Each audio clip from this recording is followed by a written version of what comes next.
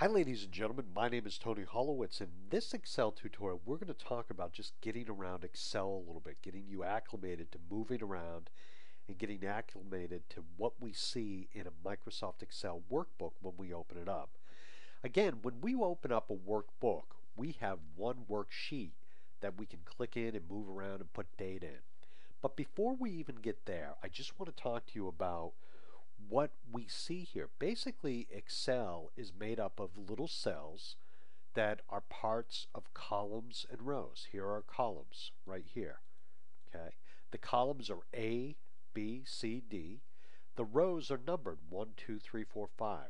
So let's just take a look for a moment at the columns. What I want you to observe is I just clicked in cell B1, and I know that because right here the name box tells me I'm in cell B1. Also, I want you to observe that the B turned green and it's got gray shading behind it, and the 1 turned green with gray shading. If I click in any other cell, you'll see we have shading and it becomes highlighted. Now, older versions of Excel look slightly different, but it's the same basic concept. It tells you where you are. And if you're not sure, if that doesn't make sense to you, you can always come up and look at the name box to know you're in cell G10. Again, it tells us the column we're in and the row we're in when we click on a cell. So the question becomes next, well, how many rows and how many columns do we have? And what I'm going to do is on my keyboard, I'm going to use the right arrow key.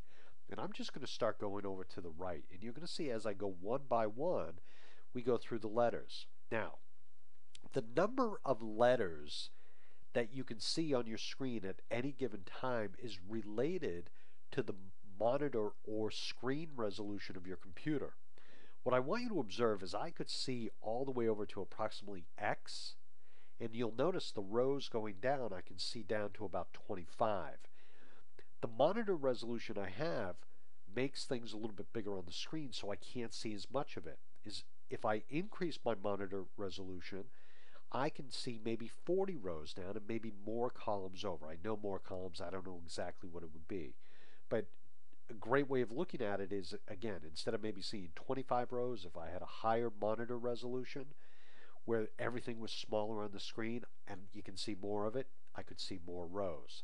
So what I'm seeing right now at this resolution, what you might be seeing can be slightly different, might even be smaller. But I want you to observe up here. I want you to observe what happens. When we get past Z, we start doubling up the letters, and this is how the columns are lettered. So after Z, it starts with A again, but it doubles up. It goes AA, and then AB and AC. I'm just going to hold this down, and I'm going to go all the way over. And once we get past AZ, now the B's start doubling up.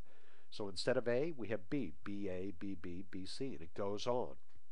Now, just so you know, when it comes to columns, we have more than 16,000 columns available to us in this Excel spreadsheet. As far as rows, we have more than 1 million rows. So again, 16,000 plus columns, 1 million rows, actually more than 1 million. So the reason I like to stress that is because you're never going to run out of space, ever. Now the very first cell in our spreadsheet is cell A1. Now the way I can get back there is, yeah, I can use the arrow keys, but a keyboard shortcut to get back to cell A1 is if I hold the control key down and then on my keyboard hit the home key, H-O-M-E, it takes me right back to cell A1. So again, we have all those rows, we have all those columns. To show you some more detailed information, just for those of you that like a lot of good information, what I'm going to do is I'm going to come down here and take you to a page on the web at Microsoft Office's website. And what it shows me here is that I have all kinds of information about Excel specifications and limits.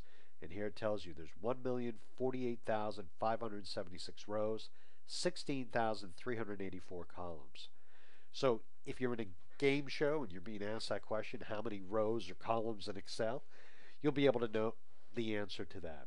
In this particular spreadsheet, which I'll bookmark in this blog post, I will put this here so if you want to refer back to it, you can. A lot of this stuff might not make sense right now, but in the future you might have some of these questions.